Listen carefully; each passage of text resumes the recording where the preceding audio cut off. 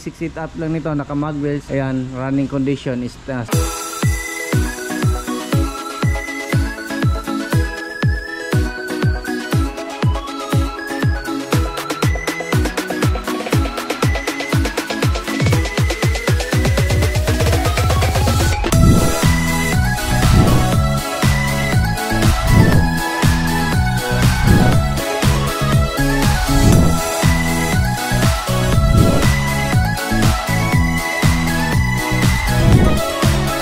Hello mga kol, welcome back sa ating YouTube channel, Sorcas TV. Sa bago lang sa ating channel, huwag kalimutang mag-like and subscribe.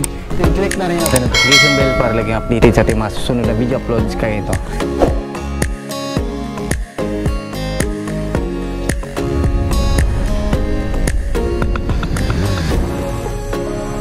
Ngayon mga kol, pakita natin yung ating Suzuki Every Wagon 4x2 K6 engine, 660cc, 64 horsepower at 6,500 RPM. Then meron itong maximum torque na 103 Nm at 3,500 RPM. So yan, yung presyo nito is 310,000. All in po itong accessories. Yan.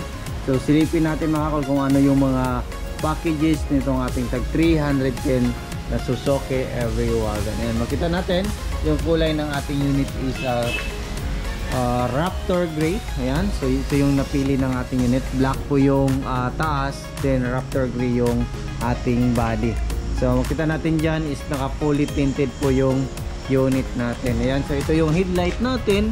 So ito yung first edition ng mga headlight. So H4 halogen po yung bulb natin.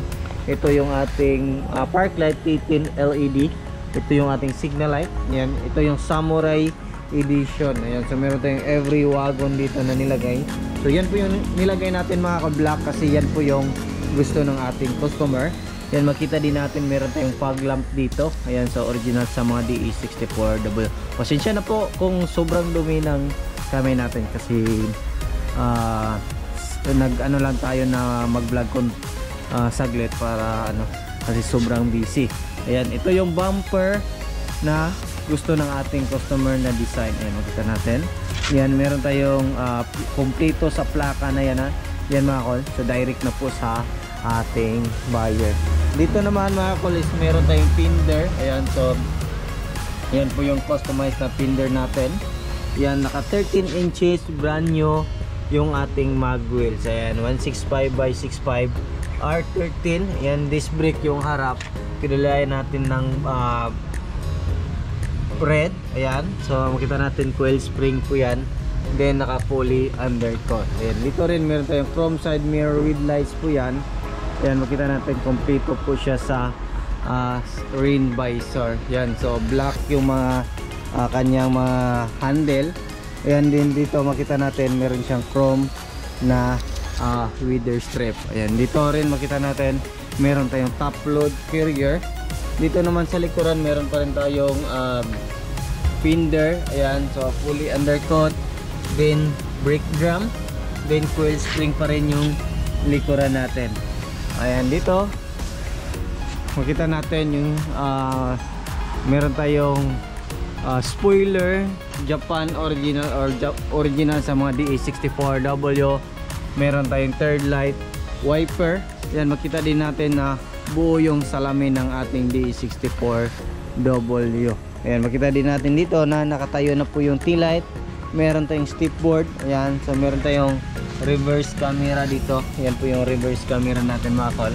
Ayan, so open natin. Ayan, so dito makita natin mga kol meron tayong third set dalawa. So hindi na natin hawakan kasi sobrang dumi ng kamay natin. Ayan, left and right po yung upuan natin dito sa likuran. Brand new na po yung mating natin. So naka VIP concept yung ceiling. Yan po yung design na gusto ng ating customer. Ayan, so dito, so wala po siyang power slide. Yan, captain seat na po yan. Meron siyang armrest with cup holder. Bago na din yung mga cover sa ating door piles. Ayan, so power window na din yung ating sliding door.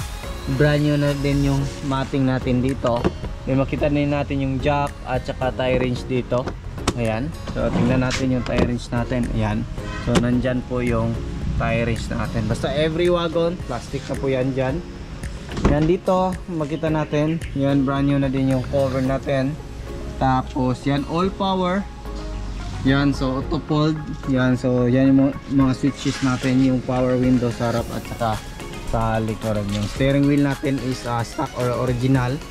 Then dito meron tayong 7 inches touchscreen stereo with reverse camera. Then dito yung dashboard natin is back to original. Ayan, so makita natin yung ating shifter lever. Ito yung ating overdrive switch, aircon switch, then yung ating hazard switch. Then ito yung blower natin. Ayan, makita din natin dyan yung glove box natin. Then meron din maliit dito. Ayan, so ito yung parking brake pedal natin. Brake pedal din yung ating accelerator pedal. Ayan, so tingnan naman natin yung makina ng ating unit. Ayan. So ayan.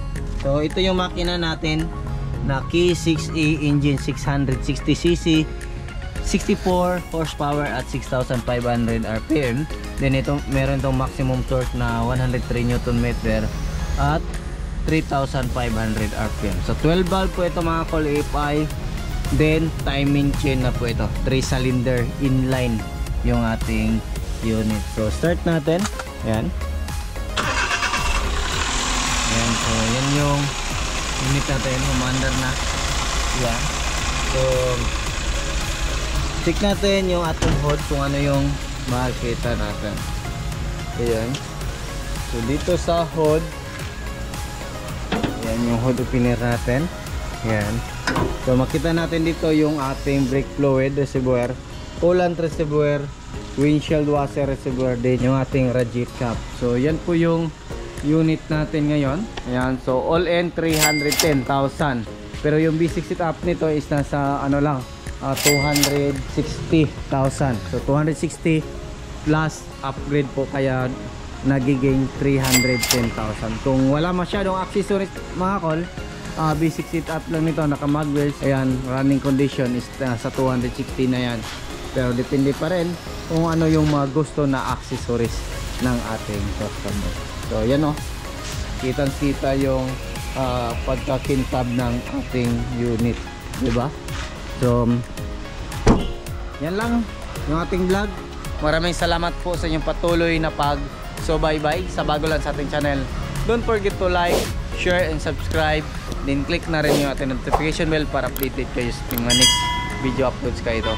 Huwag nyo rin kalimutan i-follow yung mga social media accounts natin sa TikTok, Surplus TV by Dudong Laagan, sa Facebook page Dudong Laagan Auto Care Center, mini camper ni Dudong Laagan, at saka sa Surplus TV page. So yung personal account natin na Dudong Laagan Surplus. Maaari nyo kami contact sa aming contact number na 0920-3394-607. Ulitin ko po, 0920-3394-607. Yan lang muna mga call. Ingat and God bless sa tingnan.